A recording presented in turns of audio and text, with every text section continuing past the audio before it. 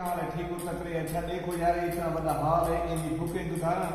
तकरीबन फैमिली नाल या कले बंदे 1.5 लाख रुपया 50,000 यानी ही बंदे के हिसाब नाल इनकी बुकिंग होंदी है ते साहब मेरी मोहब्बत है, साहब को मेरी फरी है, सदमा ने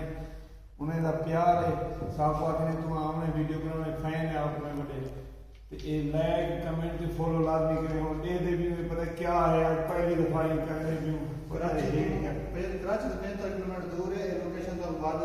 कमेंट गाइड कर छो जय बने आने बुकिंग कराने में नंबर दे छो ए भाई आपने आपो घेने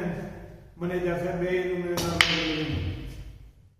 ये पता खरीदी की है ये बने दे क्यों तो बठी दी नहीं भाई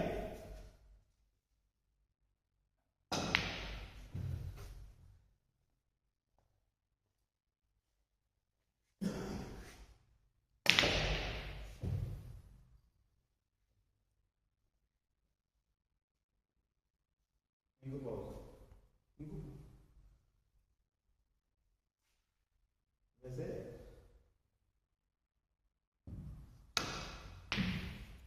गई भी जो करेगा गई के पूरे हाँ लग गया भाई अंदर जा बटेरा आ गए हाँ